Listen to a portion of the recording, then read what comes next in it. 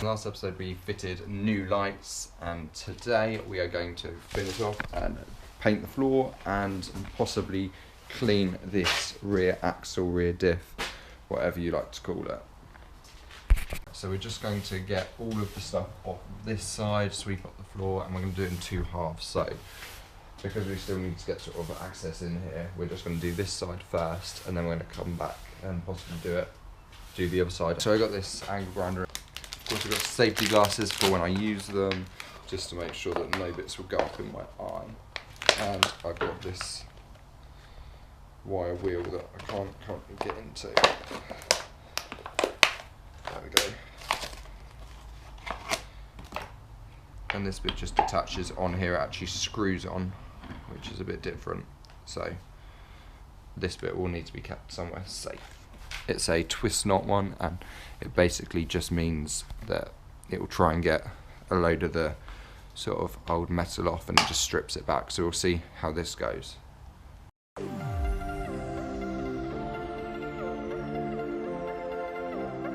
We have got, we've just been using the angle grinder just with the twist knot just here, and as you can see, it just gets it a little bit more sort of smoother, just takes the surface off. It's still not the best sort of surface, but once we clean it down and then we paint it, it hopefully will look a lot better than it does now.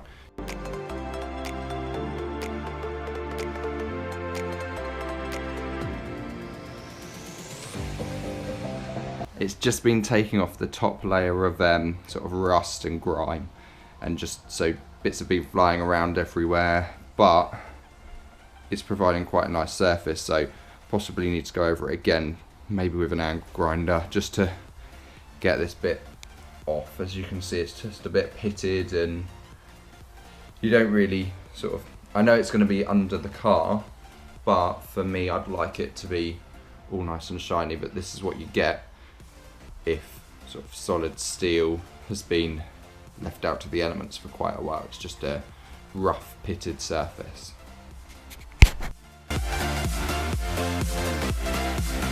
Just try to sweep up as much as possible, try to get all the gunk off the floor, sort of just get as much of sort of stuff that might stop paint from sticking off the floor. And now we're just going to paint on the edges and then paint this main section.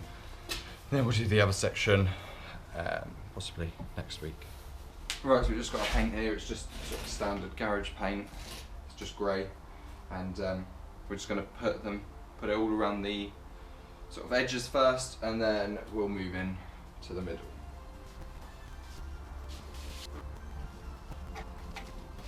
Unlike a lot of paints, you don't have to water this one down on the first coat. It's just a single sort of however many coats you want, and you don't have to PVA either.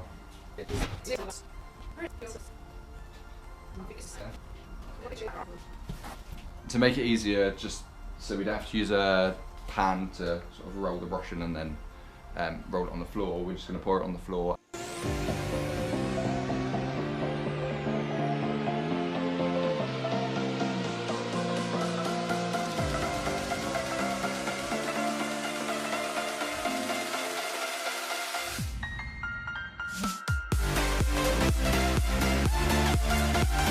This is a vast improvement of what it was before. So this side is just, we've left it because we need to move all that stuff over once it's dry, but that side just collects dust, hard to sweep, just absorbs everything. This, it will be quite clean, it just gives it a bit of protection for the floor and just a bit easier to maintain. Right, so we're just going to start stripping down the rear diff. So we need to take the back plate off and just take off any of the bits that are still attached.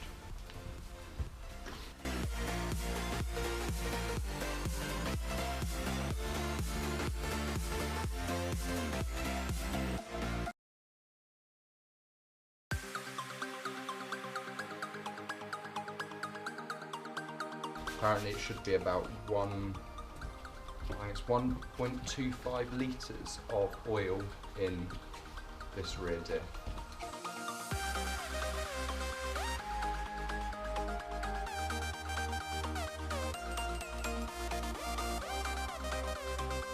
One of the bolts just isn't coming off. I've actually just met I've just noticed a hole in the top, so that was a little bit smaller. I've just made it slightly bigger, but that's a bit of a pain. So it might be that we just get a new one.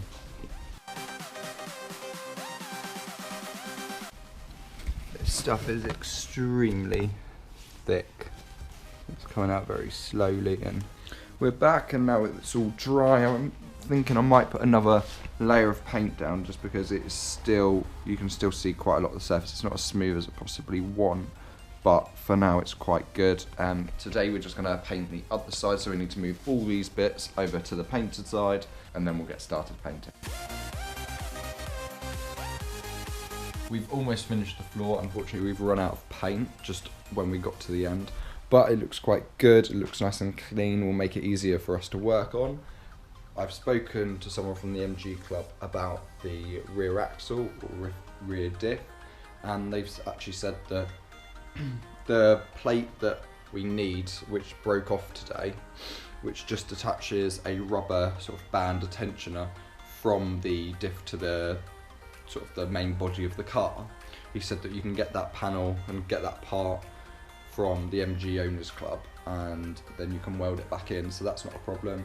He said that the back plate often gets holes because they use quite a thin steel for it, so that's not going to be a problem. It will just be when we take it all apart, just if all the parts are still okay, they haven't torn each other apart, but as we got quite a lot of oil out of it, even though it did go everywhere, hopefully that means that all the internal parts will be okay. If you like my videos, give me a thumbs up or subscribe, which will be brilliant.